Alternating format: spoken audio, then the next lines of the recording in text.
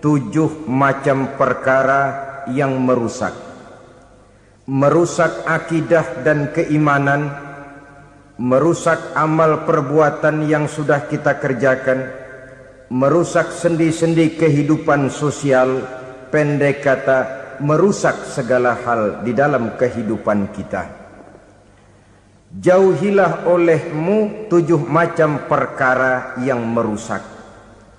Yang pertama, asyirku billah, menyekutukan Allah subhanahu wa ta'ala.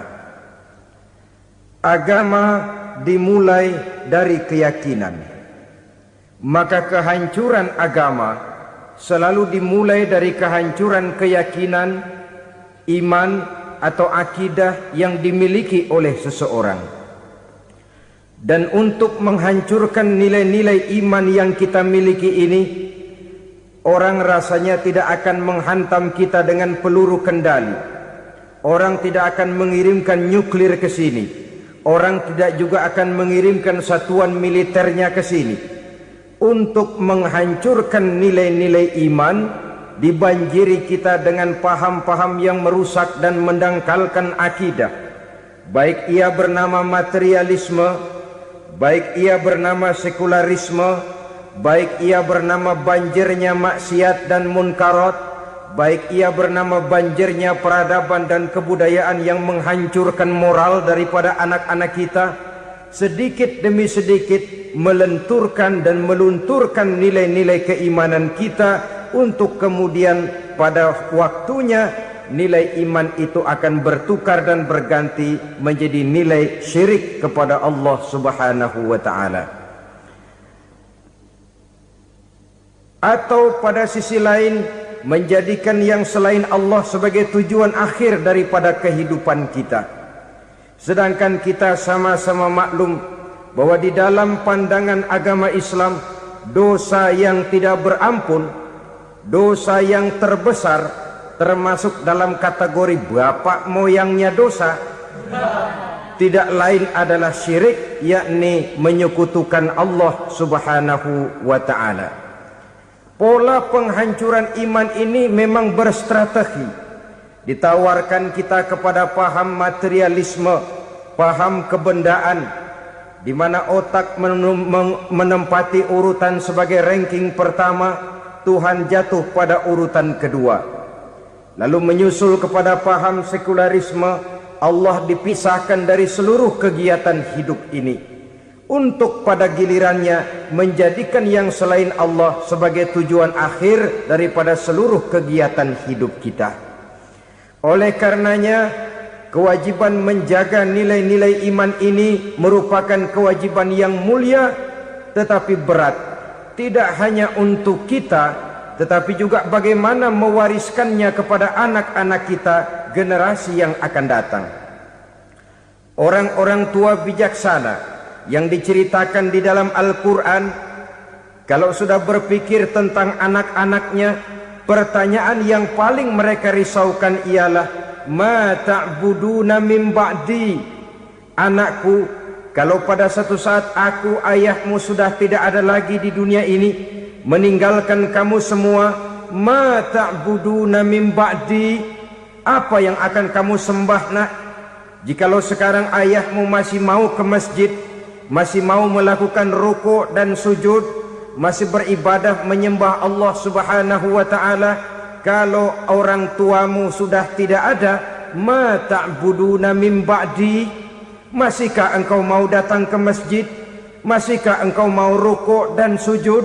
Masihkah engkau mau menyembah Allah subhanahu wa ta'ala?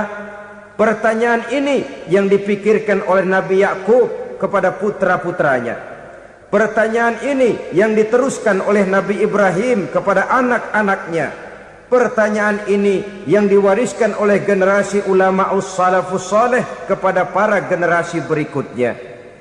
Bagaimana kita generasi sekarang? Kita orang-orang tua sekarang bukan berfikir ma ta'buduna min ba'di, malah yang kita fikirkan ma ta'kuluna min ba'di. Kalau bapak tidak ada nanti kamu makan apa nak? Perkara kamu nyembah apa urusan nomor 18.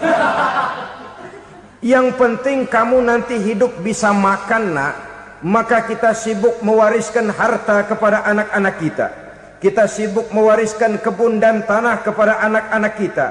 Kita sibuk mewariskan pabrik kepada anak-anak kita, sementara kita lupa mewariskan intan yang paling mahal, mewariskan mutiara yang paling berharga, yaitu nilai iman kepada Allah Subhanahu wa ta'ala. Alangkah baiknya apabila warisan harta, warisan tanah dan kebun, warisan rumah dan pabrik didasari lebih dahulu dengan mewariskan nilai iman kepada Allah Subhanahu wa ta'ala. Sebagai orang-orang tua, kita boleh bersedih kalau anak kita tidak mengerti komputer. Kita boleh bersedih kalau anak kita tidak mengerti matematika. Kita boleh bersedih kalau anak kita tidak mengerti bahasa Inggris. Tapi sewajarnya lebih bersedihlah kita orang tua jikalau mempunyai anak yang tidak kenal Allah sebagai Tuhannya, yang kemudian tidak mau rukuk dan sujud kepada Allah Tuhannya. Itulah kemalangan yang paling malang bila kita meninggalkan generasi yang tidak bertauhid kepada Allah Subhanahu wa ta'ala. Betapapun anak kita tidak ngerti komputer, saudara, paling-paling kerugiannya cuma kerugian dunia. Masuk dia ke alam barzakh, munkar nakir tidak akan sempat tanya kau belajar komputer apa tidak. Kumpul dia di padang mahsyar, malaikat juga tidak akan tanya matematikamu nilainya berapa. Yang ditanya kau kenal Allah, kau rukuk dan sujud kepadanya, kau pernah datang ke masjid. Oleh karena itu sekali lagi, menjaga nilai iman tidak hanya untuk kita, tetapi juga mewariskannya kepada anak-anak kita, generasi yang akan datang. Sungguh kemalangan yang paling besar apabila kita meninggalkan anak-anak kita. Mereka kita tinggalkan lemah ekonominya, itu tidak baik. Mereka kita tinggalkan lemah otaknya, itu pun akan membuat mereka tertinggal oleh yang lain. Tapi yang paling celaka, jikalau kita tinggalkan mereka dalam kondisi lemah imannya, rapuh akidahnya, tidak baik dan tidak betul keyakinan hidupnya. Oleh karena itu Nabi berpesan, jauhilah 7 perkara yang merusak. Yang pertama, syirik kepada Allah Subhanahu wa ta'ala. Menyekutukan Allah baik dalam ucapan, dalam keyakinan ataupun dalam perbuatan. Ini perkara pertama yang termasuk 7 perusak besar di dalam kehidupan. Kalau sudah jatuh kita ke lembah syirik, bagaimanapun banyak kebaikan yang kita kerjakan, berjiwa sosial, bertangan pemurah, gemar menolong orang lain, kalau memang dasarnya syirik, maka seluruh kebaikan kita akan hancur, tidak akan ada nilainya dalam pandangan Allah Subhanahu wa ta'ala. Dalam pandangan manusia mungkin kita dicatat sebagai orang sosial, gemar menolong orang lain, tidak berpangku tangan melihat orang yang mendapat kesulitan. Tapi oleh karena dasarnya syirik, dasarnya tidak mentauhidkan Allah, maka seluruh nilai kebaikan yang kita kerjakan tidak akan ada nilainya dalam pandangan Allah Subhanahu wa ta'ala. Maka jagalah iman kita, jangan sampai dihinggapi penyakit syirik yang bagaimana kecilnya sekalipun. Sekali lagi, baik syirik dalam bentuk ucapan, syirik dalam bentuk keyakinan, sampai kepada syirik dalam bentuk perbuatan, kita berhindar kepada sifat-sifat yang sedemikian itu. Karena apa? Dalam satu ayat Quran Allah Subhanahu wa ta'ala menjelaskan, innallaha la yaghfiru ayyushraka bih wa yaghfiru ma duna dzalika liman yasha. Allah tidak akan memberi ampun kepada orang-orang yang menyekutukannya, tapi Allah masih mau memberikan ampun kepada dosa-dosa yang selain itu bagi orang-orang yang dikehendakinya. Dosa selain syirik, apabila kita bertaubat, Allah masih mau mengampuni.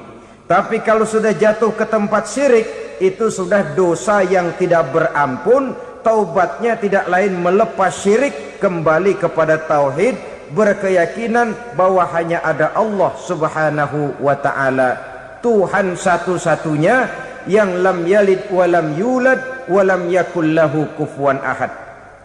tidak beranak, tidak pula diperanakkan, dan tidak satupun yang dapat menyerupai Tuhan Allah Subhanahu wa ta'ala. Saudara-saudara kaum muslimin rahimakumullah, bahwa kita di zaman sekarang memang tidak menyembah berhala, ya. Bahwa kita tidak berterang-terangan mengatakan Tuhan lebih dari satu, memang. Bahwa kita tidak berkeyakinan Tuhan itu punya anak atau diperanakkan, tentu. Tapi dalam perbuatan dan i'tiqad kita kadang-kadang jatuh tanpa kita sadari ke tempat yang bernama syirik ini. Oleh karenanya, di zaman di mana teknologi makin canggih, di mana kemajuan pembangunan makin menjangkau berbagai aspek kehidupan, diperlukan keseimbangan antara kemajuan fisik material dengan kemajuan mental spiritual. Apabila tidak ada keseimbangan, yang terwujud tentulah kepincangan, yang diawali dengan pincangnya cara kita berpikir, sehingga pada akhirnya akan mengarah kepada pincangnya cara kita berbuat dan bertindak di dalam kehidupan kita. Oleh karena itu Nabi berpesan, jauhilah sifat syirik, karena syirik merupakan dosa yang teramat besar. Ini sifat merusak yang pertama. Yang kedua kata Nabi, wasihra, jauhilah sihir. Sihir ini juga termasuk perkara yang merusak kehidupan. Kita semua sama-sama maklum bahwa sihir sebenarnya bukan persoalan baru. Sejak sebelum datang Islam, sihir itu sudah ada. Di zaman Yunani kuno, sihir ada. Di zaman Mesir kuno, di zaman Cina kuno, dan yang lain-lain yang serba kuno, sihir itu sudah ada. Bahkan para nabi pun, para rasul yang diutus oleh Allah Subhanahu wa ta'ala, senantiasa berhadapan dengan ahli-ahli sihir untuk menguji kebenaran dari misi yang mereka bawa. Sihir adalah perbuatan di luar kebiasaan yang bisa dikerjakan oleh ahlinya dengan bantuan jin atau setan. Hukum mempelajari sihir adalah haram, mengamalkannya lebih haram lagi. Sebab itu saudara-saudara, sihir merupakan perbuatan merusak yang harus kita jauhi. Ciri-ciri daripada perbuatan sihir, pertama, ia mengandung tipuan, bayangan khayal. Di zaman Nabi Musa misalnya, orang melihat tambang-tambang itu seperti ular. Nabi Musa melayangkan tongkatnya menjadi ular-ular besar yang memakan ular-ular kecil ciptaan tukang-tukang sihir Fir'aun tadi. Lalu sihir bisa terjadi dengan bantuan jin kafir atau setan.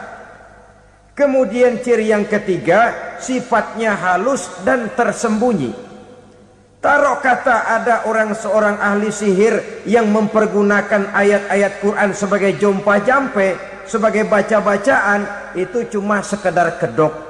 Tujuannya tidak lain menjadikan agama sebagai ketok untuk membenarkan cara yang dimurkai oleh Allah Subhanahu wa ta'ala. Satu hadis yang diriwayatkan oleh Imam Bazar dan Tabrani, Nabi berpesan, laisa minna man tatayyara lahu au takahhana au tukuhhina lahu au sahira lahu. Tidak termasuk ke dalam golonganku, kata Nabi. Tidak termasuk umatku. Siapa mereka? Man tatayyara lahu, orang yang bertatoyur. Apa tatoyur itu? Dari kalimat toyaro, artinya terbang. Toir biasa diartikan dengan burung. Tatoyaro percaya kepada suara-suara burung. Man tatayyara lahu, mempercayai, meyakini dengan benar-benar kepada suara beburungan. Kan suka ada itu, nah bunyi burung tuh, maling liwat. Maling liwat. Burung bunyi, maling liwat. Itu termasuk tatoyaro lahu, percaya kepada suara burung. Kan aneh kalau suara orang nggak dipercaya, suara burung malah dipercaya. Ada ustadz ceramah, kiai ngaji, nggak mau didengerin, burung dengerin bener.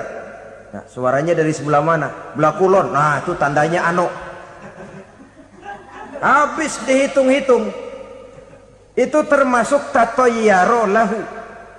Au takahana, atau bertenung, au tukuhina, atau minta ditenungkan, au sahirolahu, atau melakukan perbuatan sihir, atau minta disihirkan. Laisa minna, tidak termasuk ke dalam golonganku, kata Nabi. Sehingga dengan demikian saudara-saudara, menghadapi sihir dengan sihir sekalipun termasuk perbuatan yang tidak diajarkan oleh agama. Kita kan mempelajari sihir untuk jaga diri, tidak apa-apa. Yang dilarang mengamalkannya, dilarang juga mempelajarinya. Sebab orang kalau sudah mengetahui, biasanya lalu terangsang untuk mencoba. Kalau percobaannya berhasil, biasanya terangsang untuk coba lagi dan coba lagi. Pada akhirnya ketagihan, lalu beralih menjadi profesi, apalagi itu nanti bisa mendatangkan hasil uang. Saudara-saudara kaum muslimin rahimakumullah, kita manusia makhluk nyata.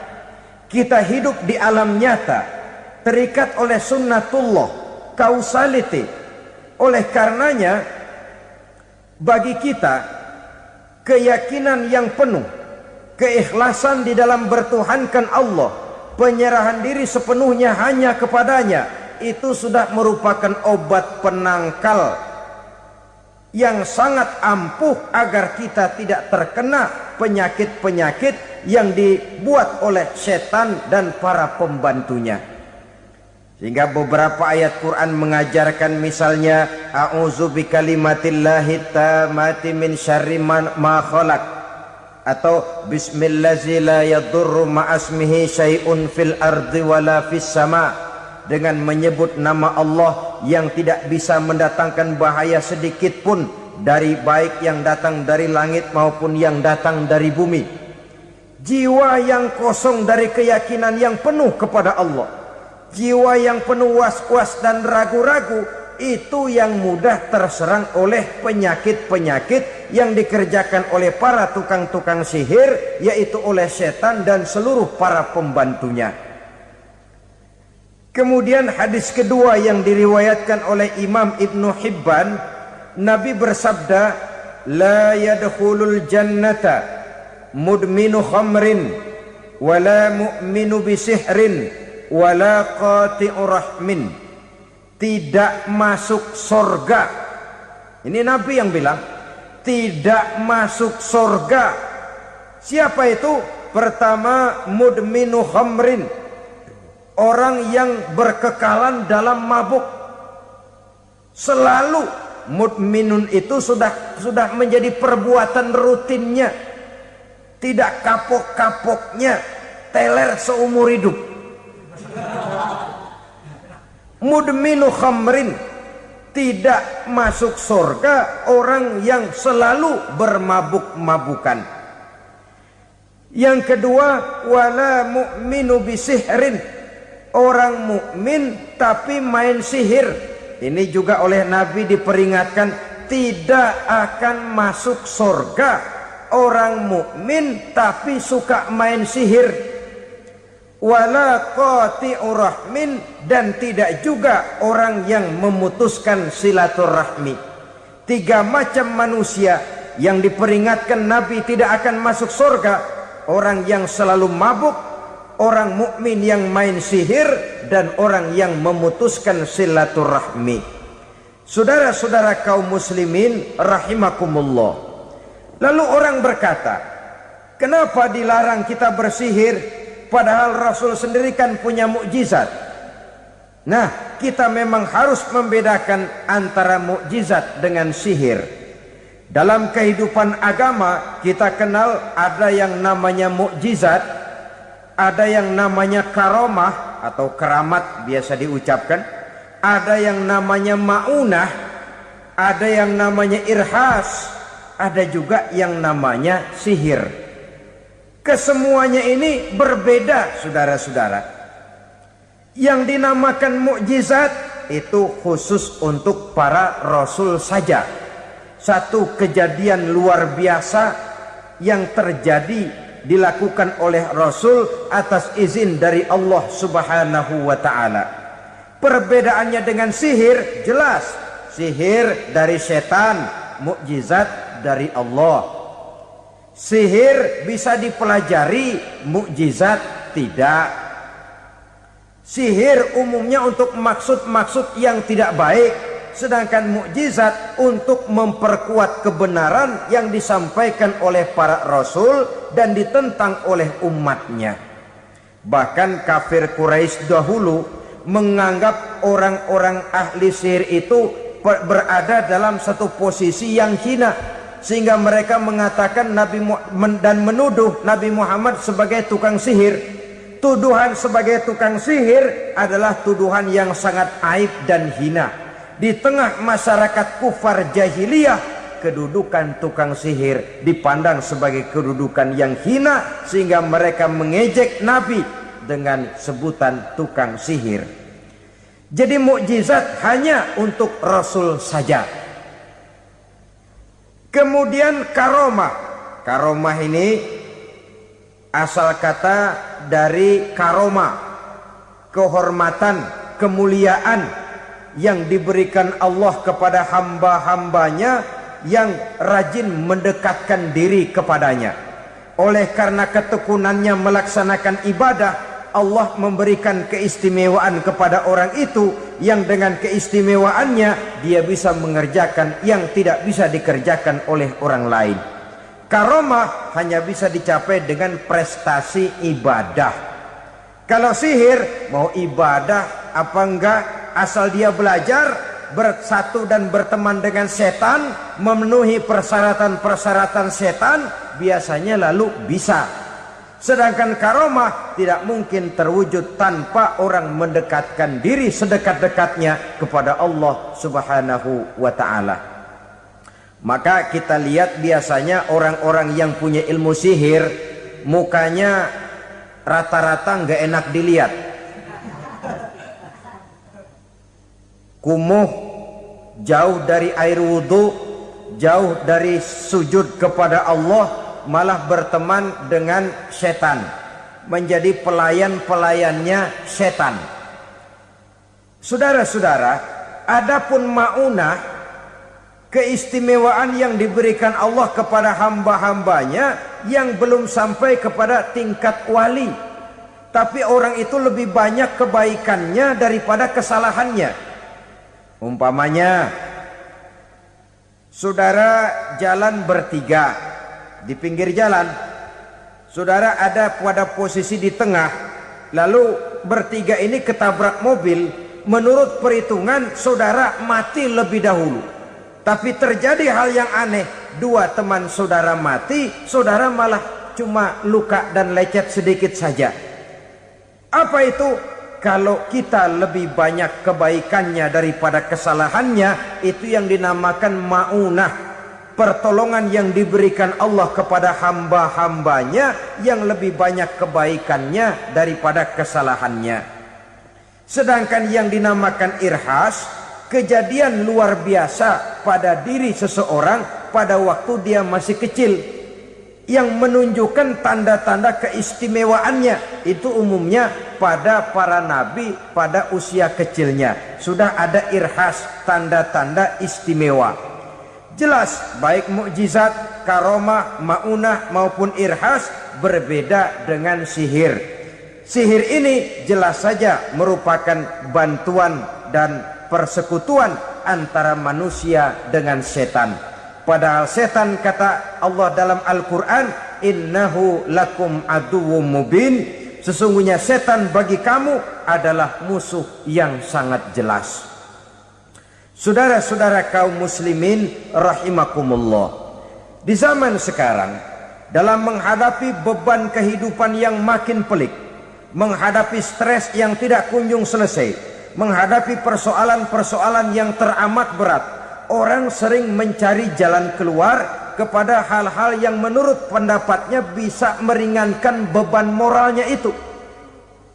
Pergilah dia mencari sesuatu yang dapat meringankan bebannya.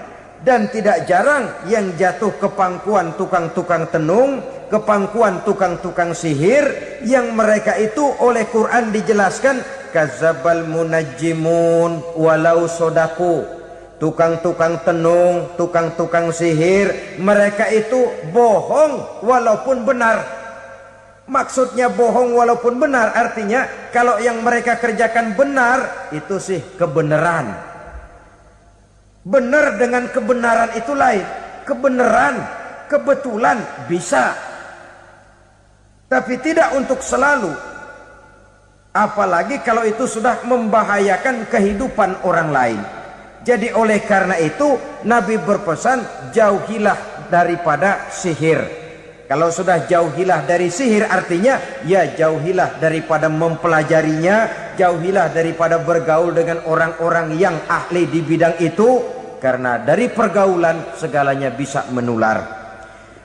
Baiklah saudara, ini yang kedua. Yang ketiga pesan Nabi, wa qatlan nafsil lati harramallahu illa bil haq. Membunuh orang lain dengan cara yang tidak benar. Membunuh orang yang diharamkan oleh Allah Subhanahu wa taala untuk melakukannya kecuali dengan alasan yang benar. Kita tahu Islam adalah agama damai. Sesuai dengan namanya, ia tidak dikembangkan dengan pedang dan kekerasan. Ia dikembangkan dengan keteladanan dan tuntunan moral. Oleh karena Islam bukan agama kekerasan, Islam pun tidak mementingkan dan mengajarkan kekerasan kecuali dengan alasan yang benar dan bisa dipertanggungjawabkan. Membunuh dengan sengaja, menghilangkan nyawa orang lain tanpa alasan yang bisa dibenarkan adalah merupakan dosa besar dan satu di antara 7 perkara yang bisa mendatangkan kerusakan dalam kehidupan dan yang hendaknya harus kita jauhi. Saudara-saudara kaum muslimin rahimakumullah, beberapa waktu yang lalu di sebuah kota kecil yang indah bernama New Auckland. Saudara tahu New Auckland? Itu dari Gunung Kidul masih ngidul lagi. Pernah diadakan satu seminar yang membicarakan bagaimana menyelamatkan masyarakat manusia dari bahaya Perang Dunia Ketiga. Diperkirakan kalau terjadi Perang Dunia Ketiga, manusia tidak akan tersisa. Sebab apa? Pada waktu itu cadangan nuklir yang dimiliki oleh bersama Amerika dan Rusia konon sudah sanggup memusnahkan 6 miliar manusia pada saat jumlah manusia baru 5 miliar. Jadi kelebihan nuklir dunia ini. Kalau terjadi Perang Dunia Ketiga, sulit manusia untuk tersisa. Maka dibahaslah di dalam seminar itu, wah, supaya tidak terjadi Perang Dunia Ketiga, maka perlombaan membuat senjata-senjata canggih, alat-alat pembunuh modern harus segera dibatasi. Dibahas, tidak mungkin kita membatasi perlombaan membuat senjata. Kenapa? Makin maju ilmu dan teknologi, makin canggih senjata yang ditemukan. Atom sudah meningkat menjadi nuklir, nuklir sudah meningkat menjadi neutron, dan kita tahu bom yang bernama neutron ini bom yang cukup membunuh tanpa perlu merusak. Artinya kalau dia diledakkan di kota kita ini, bangunan utuh, jembatan tidak ambruk, rumah-rumah tetap berdiri, tapi semua yang bernama hidup mati. Itu katanya lebih sopan dari bom atom. Sebab kalau si atom ini sudah membunuh, merusak pula. Neutron cukup membunuh saja tanpa perlu merusak. Jadi majunya senjata-senjata teknologi sebagai akibat yang logis dari kemajuan ilmu pengetahuan ini tidak bisa kita batasi. Dan memang sebenarnya yang bahaya bukan senjatanya, tapi manusia yang mengendalikan senjata itu. Mereka kembali kepada prinsip the man behind the gun. Bukan senjatanya yang bahaya, tapi manusia yang mengendalikan senjata itu yang bahaya. Walaupun senjatanya modern, katakanlah model M16 umpamanya, kalau yang mengendalikannya orang beriman, insya Allah aman. Tapi biar megang cuma senapan angin, kalau yang megang orang brutal, ngeri kita deket-deket. Apalagi kalau memang bukan ahlinya menggunakan senjata, bisa ngeker kaki kena jidat.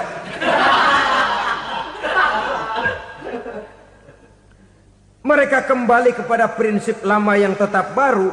Bukan senjatanya yang harus dibatasi, manusia yang mengendalikan senjata itu yang perlu dibicarakan. Nah, kalau begitu, agar manusia tidak mempergunakan senjata sewenang-wenang, apa yang harus kita lakukan? Ya, manusianya harus bermoral. Ya, tapi moral yang mana? Di dunia ini banyak ajaran tentang moral. Itu pun mudah saja. Di sini kan kita undang saja ahli dari berbagai agama untuk membicarakan konsep perdamaian menurut agamanya masing-masing. Baik, setuju itu, setuju. Maka tampillah para ahli agama, mereka kembali kepada prinsip moral daripada konsep yang terkandung di dalam ajaran agama untuk menegakkan perdamaian. Mula-mula naiklah ahli dari agama Hindu, dibacakan konsep perdamaian menurut ajaran agama Hindu, bahwa untuk damai manusia harus meninggalkan nafsu keduniaannya, menempuh samsara dan sebagainya untuk mencapai nirwana, menjauhi kemegahan dan kemewahan dunia. Ini lalu dibahas, rasanya juga tidak mungkin ini. Kemudian dari agama Nasrani, bahwa untuk damai manusia harus menciptakan sifat kasih sayang. Kalau ditampar pipi kiri, berikan pipi yang kanan. Kalau diberikan selendang, berikan baju. Nanti orang kasihan, lalu dia tidak akan nampar lagi. Ketika ini dibahas, ternyata rasanya pun tidak mungkin bisa diterima. Karena apa? Di zaman sekarang orang ditampar pipi kiri, dikasih pipi kanan. Bukan kasihan, gemes. Damai belum tentu, bonyok udah jelas. Lalu ketika dibacakan konsep perdamaian menurut Quran, di mana disampaikan ayat wa jazaa'u sayyi'atin sayyi'atun misluha faman afa wa aslaha fa ajruhu 'ala Allah. Balasan terhadap satu kejahatan adalah kejahatan yang seimbang. Tetapi barang siapa yang memberi maaf dan mencari jalan damai, itulah yang terbaik dan akan mendapat pahala dari Allah Subhanahu wa ta'ala. Kamu tidak salah ditampar pipi kirimu, tampar lagi pipi kirinya sekeras dia menampar pipi kirimu. Nanti orang tidak mau menampar kita karena dia tahu kalau dia tampar kita, dia akan menderita tamparan sekeras dia menampar kita. Akan terjadilah prinsip saling hormat menghormati, tidak saling ganggu, tidak saling usil, tidak saling jahil. Atas dasar ini perdamaian bisa ditegakkan. Mereka bisa menerima konsep ini, tapi kemudian seminar ditutup tanpa satu keputusan resmi. Kenapa? Terus terang mereka kagum dengan konsep Islam, tapi sentimen lama terhadap nilai-nilai Islam telah menutup mata mereka untuk menerima kebenaran dari ajaran Al-Quranul Karim. Saudara-saudara kaum muslimin rahimakumullah, kembali kita kepada persoalan pokok. Roh adalah dari Allah. Dia akan kembali kepada Allah, milik mutlak dari Allah. Tidak pantas kita merampasnya dari orang lain. Tidak wajar kita menghilangkannya tanpa alasan yang dibenarkan oleh agama. Di zaman sekarang akibat persaingan hidup yang makin tajam, lapangan kerja yang makin sulit, tensi ekonomi yang makin tinggi, atau karena nilai moral yang makin rendah, atau juga karena rapuhnya pegangan orang kepada agama, nyawa rasanya sudah sedemikian murahnya. Berbagai kasus membuat berdiri bulu roma kita. Ada mayit, ada manusia dipotong 6, dicincang macam kambing. Ada yang dipotong 5, ada yang dipotong 13, dikardusin, dibuang ke tempat sampah. Inna lillahi wa inna ilaihi raji'un. Gejala apa ini? Kanibalisme. Manusia sudah demikian sadisnya, manusia sudah sedemikian buasnya, sehingga sesama manusia diperlakukan seperti hewan. Padahal hewan sendiri belum pernah macan makan macan, bagaimanapun buasnya macan. Belum pernah serigala memakan serigala, bagaimanapun brutalnya serigala. Tetapi manusia makan manusia di zaman sekarang kadang jadi kenyataan dalam kehidupan kita. Kadang persoalannya remeh saja. Soal uang 200 perak, pisau bicara, nyawa melayang. Soal rokok sebatang, celurit bicara, nyawa melayang. Soal-soal yang sama sekali tidak prinsip, begitu mudah kita menghilangkan nyawa orang lain.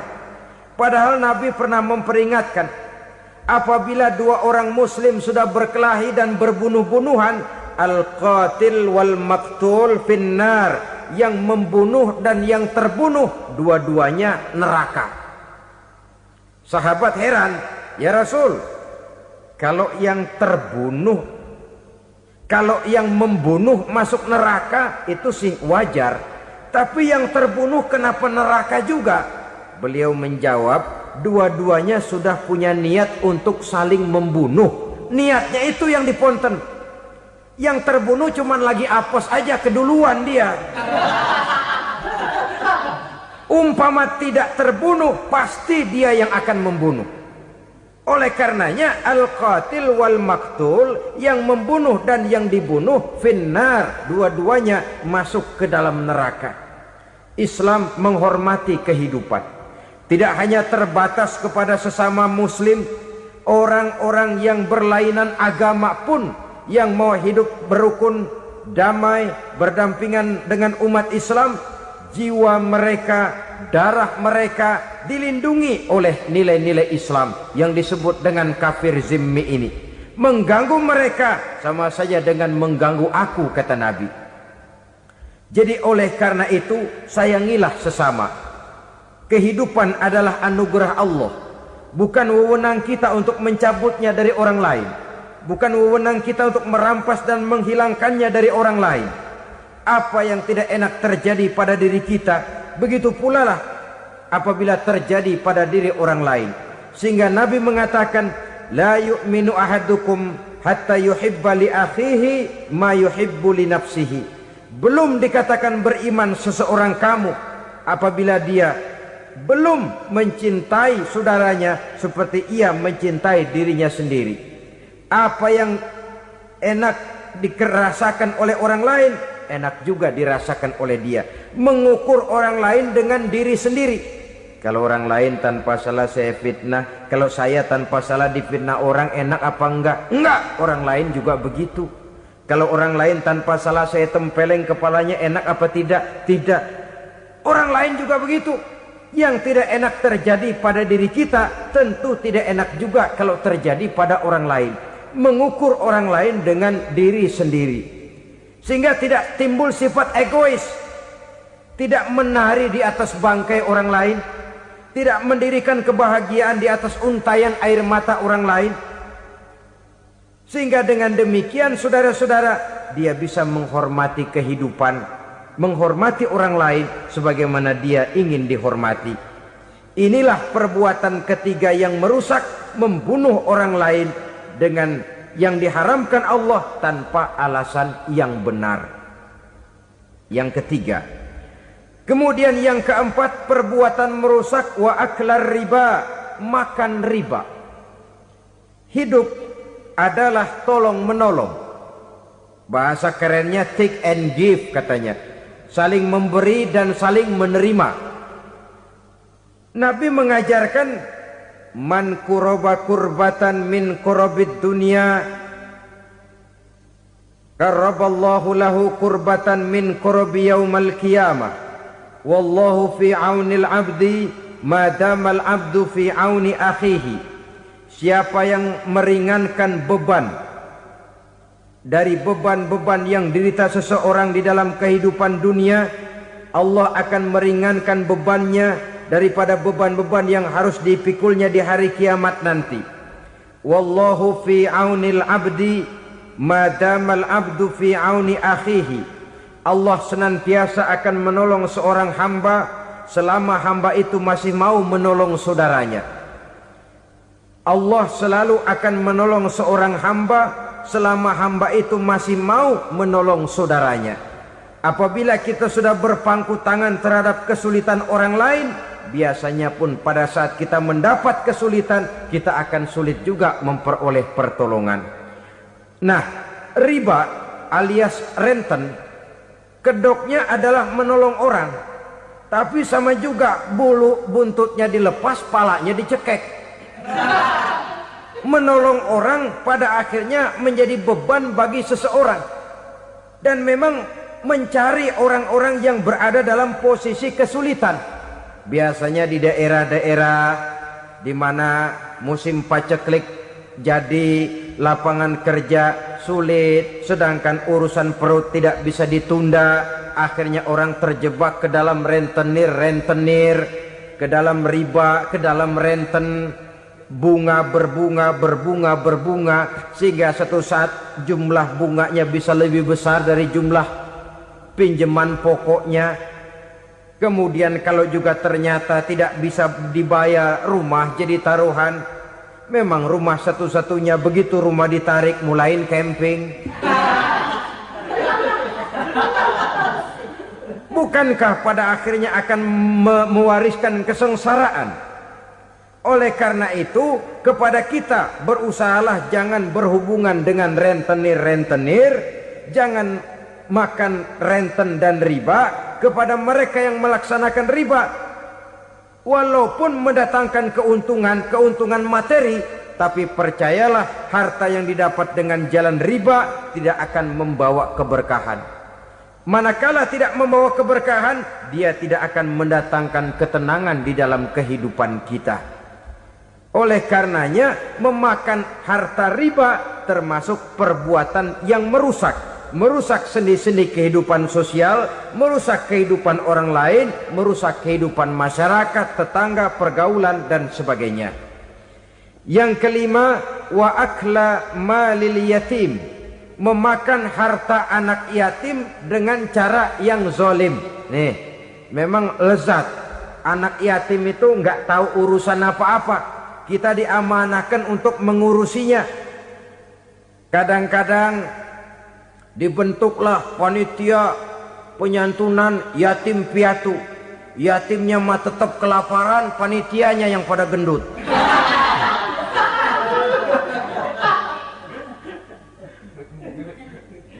Padahal memakan harta anak yatim termasuk perbuatan dosa besar. Dan menjantuni yatim merupakan perbuatan mulia. Nabi mengatakan, ana wa kafilul yatim kahataini yaumal qiyamah. Aku dan orang-orang yang menyantuni anak yatim seperti dua jari ini pada hari kiamat nanti. Dekat sekali. Jikalau ingin di hari akhir nanti dekat dengan Rasul, bersahabatlah dengan anak-anak yatim. Jadilah pengurus anak-anak yatim. Bangunlah panti-panti asuhan yatim. Pada saat bapak ibunya meninggal, kitalah yang menjadi orang tuanya. Bahkan sedemikian besar perhatian Islam terhadap anak-anak yatim ini, sehingga Quran memberikan peringatan, ara'aital ladzi yukadzibu biddin fadzalikal ladzi yad'ul yatim wa la yahuddu ala ta'amil miskin. Tahukah kamu siapa orang yang mendustakan agama? Beragama tapi dianggap dusta, solatnya dusta, puasanya dusta, karena agamanya sudah berdusta. Siapa mereka? Fazalikal ladzi yad'ul yatim, orang yang menyanyiakan anak yatim. wala yahuddu ala ta'amil miskin, dan tidak pernah memberi makan kepada orang-orang yang menderita kemiskinan. Menyia-nyiakan, meninggalkan anak yatim termasuk perbuatan yang divonis kita sebagai orang yang mendustakan agama. Saudara-saudara kaum muslimin rahimakumullah, maka sangat dicela mengeksploitir anak-anak yatim, menjadikan mereka sebagai kedok untuk mencari kekayaan pribadi.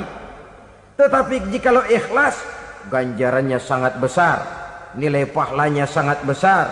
Menyantuni yatim tidak hanya setahun sekali. Kalau Muharram pakai istilah lebaran yatim, dibentuklah panitia, diberilah beras, uang 45.000 rupiah, alhamdulillah. Tapi jangan lupa, si yatim tidak hidup cuma satu hari. Dia tidak hidup cuma di bulan Muharram saja, dia hidup 12 bulan dalam setahun. Sebagaimana anak-anak yang lain, dia juga berhak punya masa depan. Dia juga berhak menikmati bangku sekolah. Dia berhak mengenyam arti dan makna pendidikan.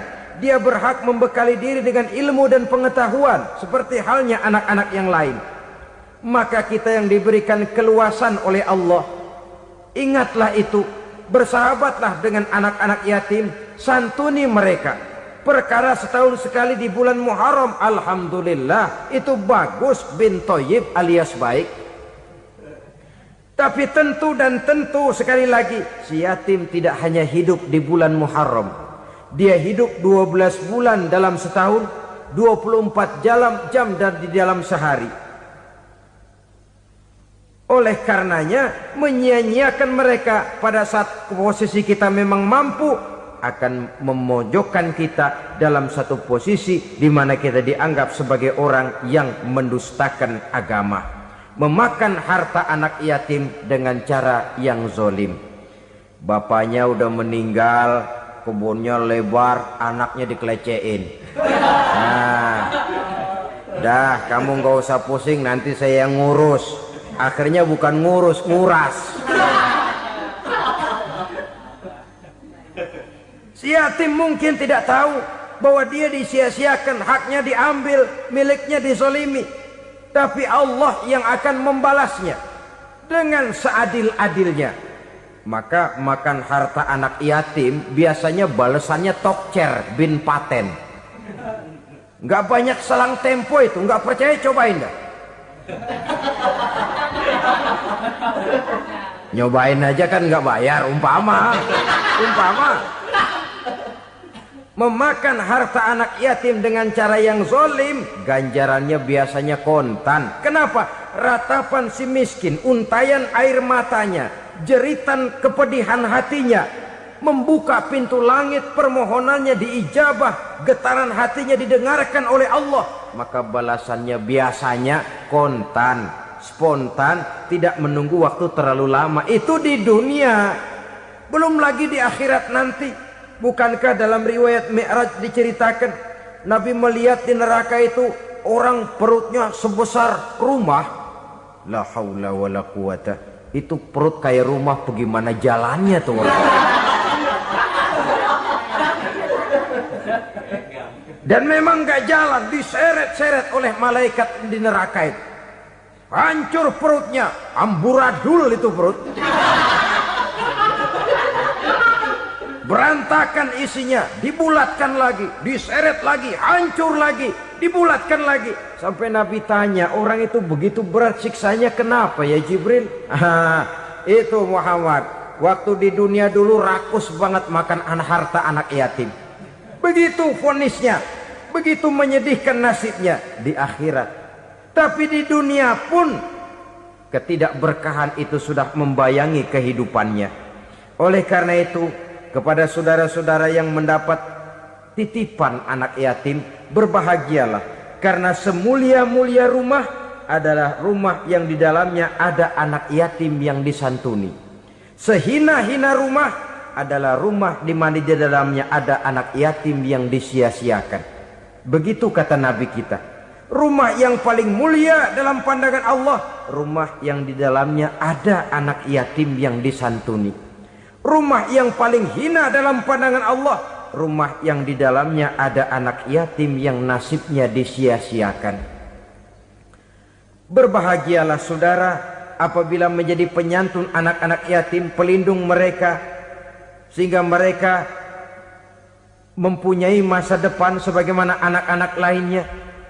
Rasulullah sendiri sedemikian peka terhadap keadaan anak-anak yatim karena beliau sendiri memang mengalami umur 6 bulan dalam kandungan ibu, beliau sudah ditinggalkan oleh ayahnya. Pada saat berusia 6 tahun ibu sudah meninggal. Yatim piatu dalam usia di mana beliau sedang perlu belas kasih seorang ibu dan pengertian seorang bapa. Kepekaan itu lalu timbul, bahkan kemudian sampai kepada beliau berkata, aku dan orang yang menyantuni anak yatim seperti jari tengah dan jari telunjuk di hari akhirat nanti. Sedemikian dekatnya. Baiklah ya, jadi yang kelima, memakan harta anak yatim. Jauhi karena ini perbuatan yang merusak. Yang keenam, watawalli yaumaz zahfi, melarikan diri pada hari pertempuran. Apa ini? Khianat. Tidak konsekuen dengan konsep perjuangan. Pada mulanya keras benar teriak, berantas korupsi, ganyang korupsi. Cuma karena belum dapat giliran. Begitu dia naik dapat kesempatan, korupsinya lebih edan dari yang diteriakinya. Ini termasuk tawalli yaumaz zahfi, berpaling pada hari peperangan. Di saat menghadapi musuh, kalau belum kelihatan musuh, teriaknya nyaring bener. Jangan takut demi kebenaran sampai titik darah yang paling penghabisan. Musuh belum kelihatan. Begitu musuh sudah kelihatan, paling dulu lari ke belakang. Kalau diajak berjuang ada saja alasannya. Sehingga Quran memberikan peringatan kepada kita semua. Mengapa kamu ini berat? Kalau sudah diajak berjuang di jalan Allah, kakimu seperti terhunjam berakar di perut bumi. Berat untuk melangkah berjuang. Lari dari pertempuran tidak konsekuen dengan konsepsi perjuangan. Mau enaknya saja. Dalam kondisi yang sulit lalu berpangku tangan. Ini termasuk ciri munafik yang di dalam Al-Quran disindir dengan bahasa kullama adha'a lahum masyaufi wa iza azlama alaihim qamu. Waktu terang mereka jalan, giliran gelap mereka mandek. Artinya, maksudnya kalau giliran ada untungnya aja rame-rame teriak Islam. Tapi begitu diminta berjuang, dituntut berkorban, rame-rame mundur. Waktu dilihat di Islam ada untungnya, rame-rame teriak Islam. Pak, saya Islam banget, Pak. KTP saya Islam, Pak. Pokoknya Islam banget dah. Tapi ketika diminta berjuang, dituntut sedikit berkorban, rame-rame mengundurkan diri. Tahun 65 PKI berontak. Waduh, waktu itu jadi orang Islam untung itu. Nggak dikejar-kejar, aman. Masjid rame, mobil-mobil mewah parkir di depan musola dan masjid. Kenapa? Waktu itu asal udah ke masjid aman. Islam selamat, untung. Tapi begitu keadaan aman, yang parkir di musola sepeda butut melulu.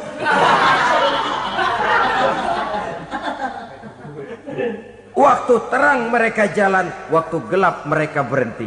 Dikala di Islam ada untungnya, baru wah Islam bagus, Islam hebat. Tapi waktu dilihat ada kerugian, jangan bawa-bawa Islam dah. Jangan bicara soal Islam, ini kan bukan soal agama. Bukan soal agama. La haula wa la quwata illa billah. Beragama kita ambil talfik fid din, mengambil yang enteng-enteng saja dalam urusan beragama ini. Tidak konsekuen kita dengan Islam kita. Seolah kita mau memilih mana yang terasa cocok sama selera kita, kita teriak Islam. Beratan aja dikit, rame-rame berpaling. Itu termasuk tawalli yaumaz zahfi. Para pengkhianat, mental-mental hipokrit.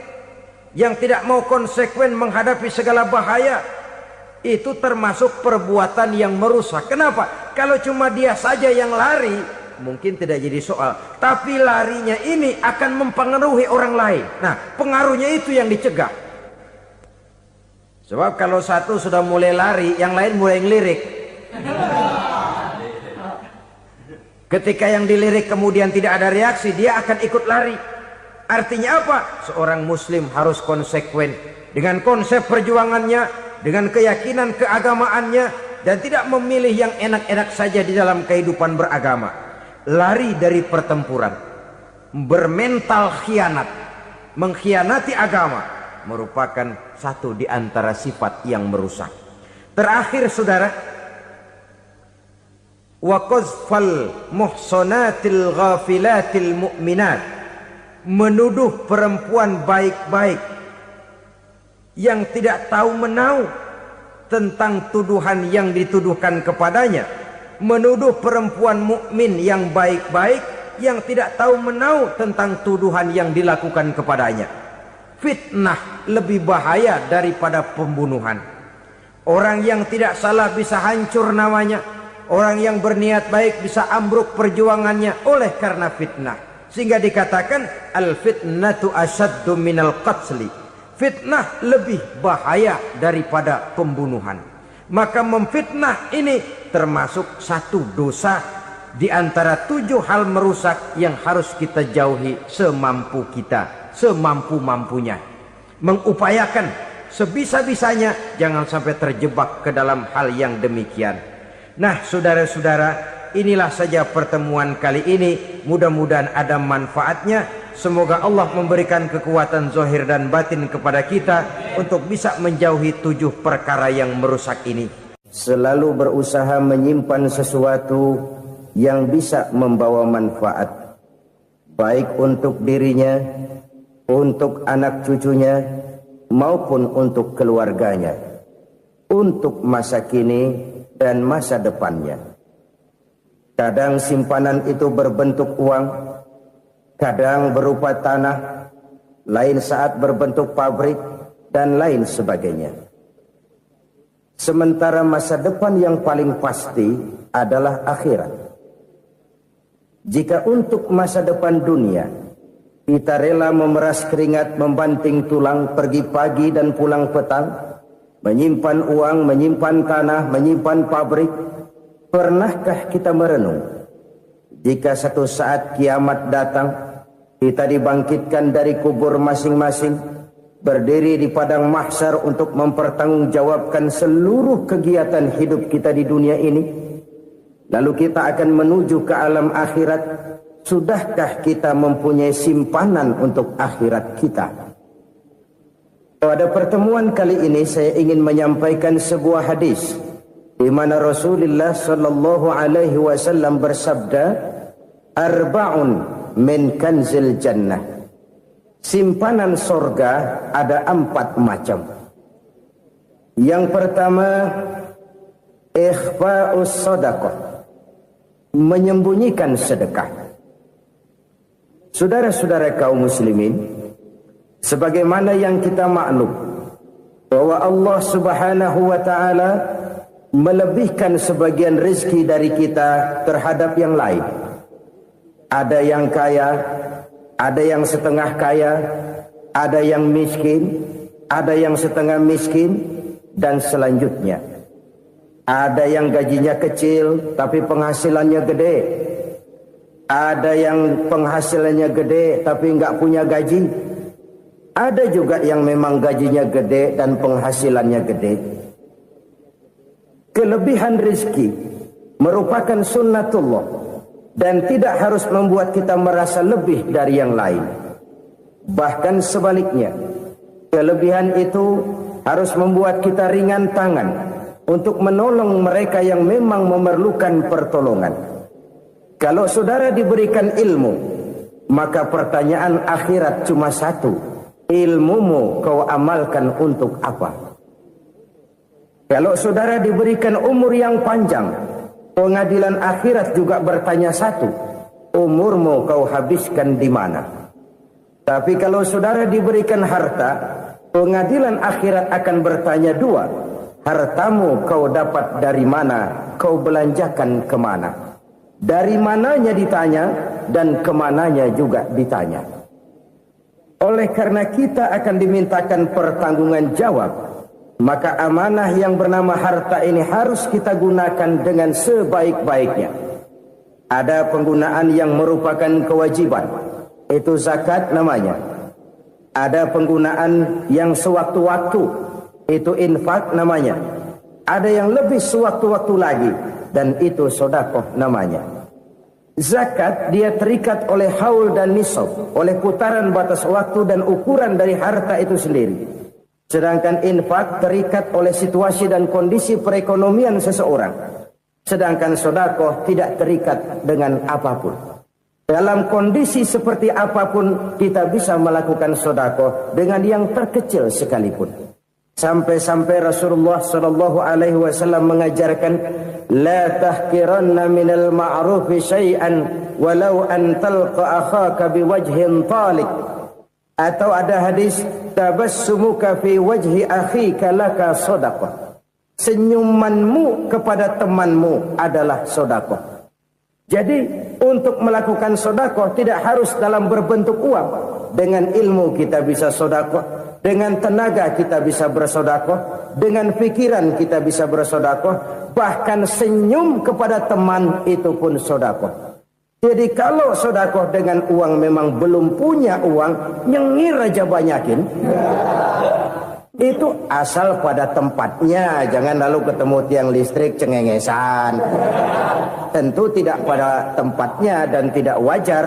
Nah, sedekah yang paling dicintai Allah adalah sedekah yang disembunyikan. Artinya jauh dari sifat riya. Kan kadang-kadang ada orang sedekah itu disebutkan namanya. Apa tidak bagus? Kalau memang niatnya ikhlas, ya bagus-bagus saja. Untuk memberikan sugesti kepada yang lain. Di Fulan bin Fulan nyumbang sekian, diumumkan. Boleh kalau niatnya untuk memberikan rangsangan kepada yang lain supaya dia menyumbang lebih besar dari orang tadi. Tapi kalau itu mendatangkan riya, maka sedekah yang paling dicintai Allah adalah sedekah yang disembunyikan. Tangan kiri saja tidak tahu apa yang diberikan oleh tangan kanan. Sedekah yang dilakukan dengan ikhlas akan merupakan perbendaharaan surga, tersembunyi dari pandangan orang lain, tidak seorang pun tahu. Karena memang sikap yang baik adalah melupakan kebaikan dan mengingat kesalahan. Itu salah satu ciri orang bahagia. Orang yang selalu mengingat kesalahannya dan berusaha melupakan segala kebaikannya. Kalau dia akan berada kebaikan, dia tidak bisa ikut, dia merasa rugi karena dia merasa belum pernah berbuat baik. Tapi kalau akan melakukan kesalahan baru, dia ingat kesalahan yang sudah-sudah, sehingga terhalang baginya untuk melakukan satu kesalahan baru. Demikianlah saudara-saudara, bahwa Allah melebihkan rizki sebagian kita dari yang lain, agar terjadi tolong-menolong dalam kehidupan ini. Jadi kesenjangan yang nature, kesenjangan yang alami, itu sunnatullah. Ada yang kaya, ada yang miskin, ada yang kelas menengah. Nah, kenapa lalu sekarang kita berusaha mengentaskan kemiskinan? Oleh karena adanya kesenjangan struktural. Kalau yang kaya bisa semakin kaya, kenapa yang miskin tidak bisa naik jadi ikut sedikit kaya? Sebab pada dasarnya Islam adalah agama yang sejak turunnya sudah berupaya memerangi kemiskinan. Bahkan dikatakan kemiskinan itu mendekatkan kepada kekufuran. Orang kalau miskin udah dekat banget sama kafir. Gampang menjadi kafir. Berapa banyak saudara-saudara kita yang oleh karena soal perut, oleh karena soal materi, terpaksa meninggalkan dan menanggalkan akidahnya. Menjual petunjuk yang diberikan Allah dengan kesenangan dunia yang cuma sebentar ini. Na'udzubillah, thumma na'udzubillah. Jadi makin kita sembunyikan satu sedekah, semakin banyak perbendaharaan kita di surga. Sedekah yang paling dicintai Allah adalah sedekah yang disembunyikan. Malahan ada seorang sufi, Dia punya kebiasaan kalau pergi sholat Jumat dia bawa uang. Itu uang dia taruh di bawah tikar masjid. Dia niat sedekah kepada siapa saja yang nemuin itu duit. Maksudnya apa? Supaya yang nemuin nggak tahu siapa yang punya duit. Demikian dia saking ingin menyembunyikan sedekahnya. Karena sifat riya itu bisa memakan amal kita sendiri. Riya itu termasuk menyebut-nyebut kebaikan kita. Orang yang suka nepuk dada. Sedikit-sedikit ngitungnya kalau enggak gua. Oh, kalau enggak gua tuh. Tuh yang belas itu kalau enggak gua, kalau enggak gua. Iya, kalau enggak lu kenapa emang? Orang yang suka menepuk jasa. Terus biasanya memang begitu, saudara-saudara. Kalau perang lagi berkecamuk, orang enggak sempat ngaku jadi pahlawan. Tapi begitu perang selesai, yang kagak kenal bedil ngaku pahlawan, Mas. Itu sesuatu yang biasa. Oleh karenanya, orang-orang yang ikhlas dalam bersedekah, disembunyikannya sedekah itu, Allah cinta betul. Malahan ada hadis memberikan jaminan, inna shadaqatal mar'il muslimi tazidu fil umri wa tadfa'u mitatas su'i. Sesungguhnya sedekahnya seorang mukmin tazidu fil umri, bisa menambah umur panjang. Wa tadfa'u mitatas su'i, dan menyelamatkan manusia dari mati secara su'ul khatimah. Jadi siapa yang kepengen panjang umur, banyaklah sedekah. Yang bosan hidup, pelit terus. Sedekah menambah panjang umur dan menyelamatkan manusia dari mati secara su'ul khatimah. Pak, katanya umur itu nggak bisa ditambah, nggak bisa dikurangin. Kapan? Kalau ajal sudah datang. Wa idza jaa ajaluhum la yastakhiruna sa'atan wa la yastakdimun. Kalau ajal datang tidak bisa dimajukan, tidak bisa dimundurkan. Itu kalau ajal sudah datang. Tidak bisa lagi umur ditambah dikurangi, sudah datang. Tapi kalau belum datang, itu kan haknya Allah. Mau ditambah, mau dikurangi, hak prerogatif Allah. Sebagai pencipta manusia, Allah maha kuasa dan maha mampu. Sedekah ini menambah panjang umur dan menyelamatkan manusia dari mati secara su'ul khatimah. Orang mati kan sama ya, kondisinya mati, nggak nafas. Tapi hakikat mati kan lain-lain. Ada yang mati itu husnul khatimah, baik akhirnya. Misalnya lagi ngaji mati, lagi sholat mati, lagi sedekah mati. Ini yang dinamakan dengan husnul khatimah, baik di akhirnya. Sebaliknya ada yang su'ul khatimah, jelek di akhirnya. Ini yang jadi catatan akhir. Lagi nyekek botol, mampus. Lagi banting kartu, modar. Su'ul khatimah, jelek pada akhirnya. Sedekah menyelamatkan manusia dari mati secara su'ul khatimah. Dan kita semua kepengen mendapat husnul khatimah, jauh dari su'ul khatimah. Oleh sebab itu yang bisa menyelamatkan kita dari penyakit itu antara lain adalah sedekah yang disembunyikan. Yang dikerjakan dengan ikhlas karena Allah. Tidak karena kepengen dipuji orang, tidak karena ingin dikatakan orang pemurah, sebab orang dermawan itu orang yang memberi tanpa harus diminta. Kalau masih harus diminta, ya belum dermawan namanya, masih harus diminta. Kalau nggak diminta ya tulus, lolos, polos. Saudara-saudara kaum muslimin rahimakumullah. Harta adalah amanat dan akan kita pertanggungjawabkan. Allah melebihkan rizki sebagian kita dari yang lain agar kita saling tolong menolong, bantu membantu. Nabi janjikan siapa yang meringankan beban saudaranya muslim di dunia, Allah akan meringankan bebannya di akhirat nanti. Sebuah jaminan dari baginda Nabi. Si orang yang kita bantu barangkali tidak bisa membalas, Allah yang akan membalas lewat jalan lain yang tidak pernah kita sangka-sangka. Ada orang tanya, Pak, ini ada orang nyumbang masjid sambil marah-marah, bagaimana? Saya bilang sumbangannya aja ambil, marahnya jangan. Marahnya jangan diambil, itu urusan dia. Saudara-saudara kaum muslimin rahimakumullah. Umat Islam ini kan umat yang punya potensi besar. Kadang kita merenung, kenapa kadang-kadang pembangunan masjid kok lambat sekali? Kalau hotel hari ini peletakan pertama, bulan depan peresmian. Supermarket hari ini peletakan batu pertama, minggu depan peresmian. Tapi kalau sudah yang namanya masjid, kadang-kadang peletakan batu pertama sekaligus jadi batu terakhir. 3 tahun, 4 tahun, campur nebar jalak di jalanan, duit dijaring kayak ikan sepat.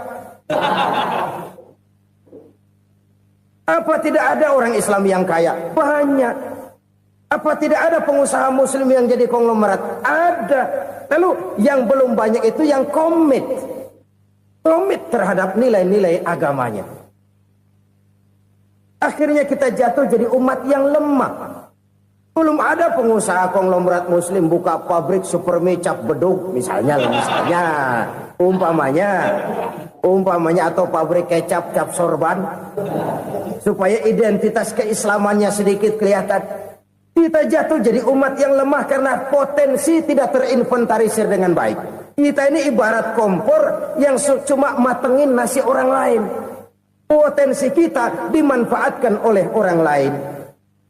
Ukhuwah Islamiyah kita baru terbatas kepada silaturahmi.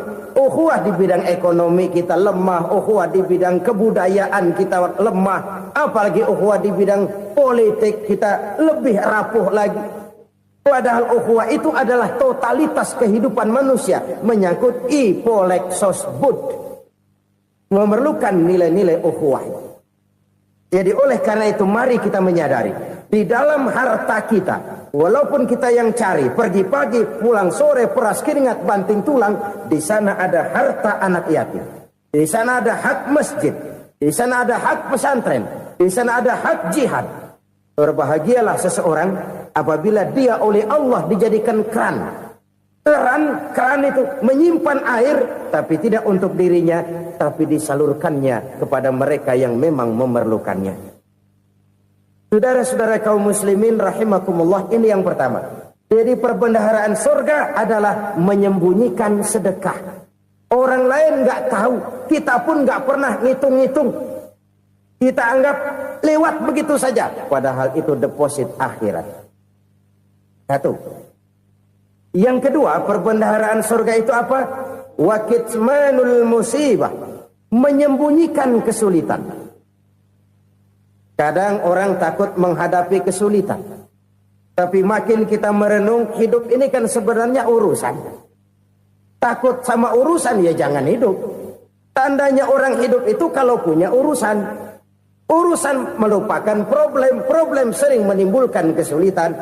Kesulitan bukan untuk ditakuti, tapi untuk diatasi dan dicarikan jalan keluarnya. Siapa sih orangnya yang gak pernah sulit-sulit? Makin tinggi status sosialnya, makin gede urusannya. Makin tinggi kualitas imannya, makin berat tingkat kesulitannya. Cuma memang yang namanya enak itu seperti pelangi. Biang lala itu nggak pernah di atas kepala kita. Di atas kepala orang melulu. Lu sih enak lu. Kata kita, dia juga bilang, yang enak kan lu. Pelangi itu nggak pernah di atas kepala kita. Kata tukang beca, aduh enak ya naik Mercy. Kata tukang beca, apa yang di dalam mobil Mercy? Aduh enak bener tukang beca. Di jok ngeringkuk ngorok pulas bener. Saya kamar pakai AC sejuk, tempat tidur sutra, empuk, alga spring bed, gula kulik nggak bisa pulas kalau belum minum Valium, belum tidur. Enak bener tukang beca. Di jok ngorok nggak tahu wetan kulon. Dia tukang beca bilang yang di Mercy enak, yang di Mercy bilang tukang beca enak. Inilah enak. Nggak pernah di atas kepala kita. Di atas kepala orang lain melulu enak itu. Nah, saudara-saudara, yang merupakan perbendaharaan surga itu orang yang bisa menyembunyikan kesulitan. Baik pribadi ataupun rumah tangga. Nih terutama rumah tangga yang jadi soalnya. Kadang-kadang kita ini kalau senang, sebaliknya, kalau senang kita diam. Kalem aja, cuek. Banyak banget duit kita, bawaan diam aja udah. Malah ketemu orang takut. Tapi begitu susah, sekampung tahu. Padahal Nabi mengajarkan perbendaharaan surga itu menyembunyikan musibah, menyembunyikan kesulitan. Kalau enak, cerita sama orang-orang. Kalau nggak enak, rasain sendiri, tekan sendiri, atasin sendiri. Kita kan sebaliknya. Senang kita diam, asal lagi susah, paling tidak kita nyari teman buat cerita kesusahan. Siapa orangnya yang nggak pernah susah? Cuma soalnya bagaimana kita mengatasi kesusahan itu sendiri.